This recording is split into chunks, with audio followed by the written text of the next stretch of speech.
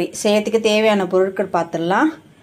வறுத்தரைக்கிறதுக்கு 2 கருப்பு ஏலக்காய், 1 ஸ்பூன் ஜீரகம், 1 ஸ்பூன் வரக்கொத்தமல்லி, 1 ஸ்பூன் மிளகு, 5லேருந்து 6 கிராம்பு.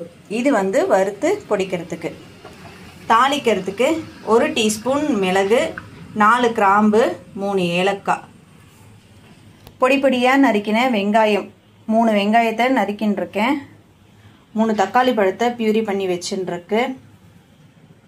இஞ்சி பூண்டு பேஸ்ட் 2 ஸ்பூன், கொத்தமல்லி பொடி 1 table spoon, 1 table spoon chilli powder, Kashmiri chilli powder, 1/2 teaspoon மஞ்சள் பொடி.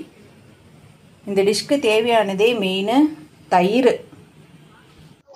வானல் போட்டுட்டு அதில் நம்ம வறுக்க வச்சுருந்தோம் இல்லையா, அது எல்லாத்தையும் போட்டு வெறுமனே வறுத்து ஆற வச்சு மிக்சியில் பொடி பண்ணி வச்சுடலாம். இது நல்லா படபடன்னு வெடிக்கும், அதுதான் பதம். அப்போ இருக்கும்போது கரெக்டாக எடுத்துருங்க, இல்லாட்டினா கருகின வாசனை வரும். இப்போ ஒரு வானல், அதே வானல் தான் யூஸ் பண்ணுறேன். அதில் நெய்யை போட்டுடலாம். நான் 2 ஸ்பூன் நெய் போட்டிருக்கேன். தாளிக்க வச்சுருந்த அந்த ஏலக்காய், கிராம்பு, பட்டை அதை போட்டு பொரியிற வரைக்கும் இப்போ தாளிச்சுக்கலாம். இது பொரிஞ்ச உடனே நம்ம குட்டி குட்டியாக நறுக்கி வச்சுருந்தோம் இல்லையா, அந்த வெங்காயத்தை கோல்டன் ப்ரௌன் ஆகிற வரைக்கும் நல்லா வதக்கிக்கணும். இது சீக்கிரம் வதங்கிறதுக்கு நம்ம துளியுண்டு உப்பு ஆட் பண்ணிக்கலாம். இந்த டைம்லேயே நம்ம உப்பை ஆட் பண்ணி வதக்கணுன்னா வெங்காயம் சீக்கிரம் வதங்கிடும். இது நான் நிறையா வாட்டி சொல்லியிருக்கேன். என்னோடய வீடியோ ரெகுலராக நீங்கள் பார்த்தீங்கன்னா தெரிஞ்சிருக்கும். இது கூட நம்ம இஞ்சி பூண்டு விழுதை ஆட் பண்ணிக்கலாம். இப்போ வெங்காயம் வதங்கினதுக்கப்புறம் இஞ்சி பூண்டு விழுதை நான் இங்கே ஆட் பண்ணிக்கிறேன். இஞ்சி பூண்டு பச்சை வாசனை போகிற வரைக்கும் நல்லா வதக்கிண்டு நம்ம அரைச்சி வச்சுருந்த டொமேட்டோ பியூரியை ஆட் பண்ணி நல்லா மிக்ஸ் பண்ணிக்கணும்.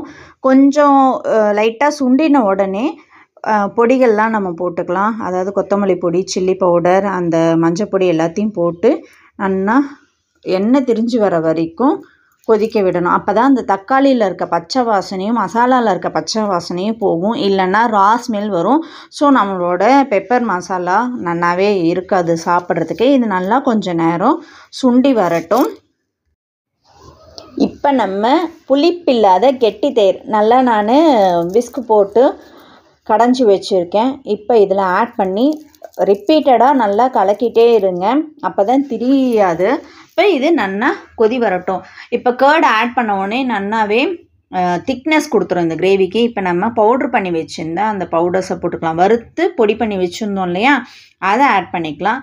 அது கூடவே கசூரி மேத்தியும் நம்ம ஆட் பண்ணிக்கலாம். ஒரு கொதி வரட்டும், ரொம்ப நேரம் கொதிக்கக்கூடாது.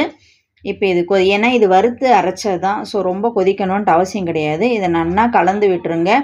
இன்னும் கொஞ்ச நேரத்தில் நம்மளோட சுவையான பன்னீர் லஹோரி ரெடி ஆகிடும். இப்போ நம்ம கொத்தமல்லி எனக்கு ஒரு கைப்பிடி கொத்தமல்லி தழை கிடச்சிது, அதை நான் ஆட் பண்ணுறேன். இதில் கொத்தமல்லி தழையை ஆட் பண்ணி கொதிக்க விடுங்க. பன்னீரை ஆட் பண்ணிடலாம்.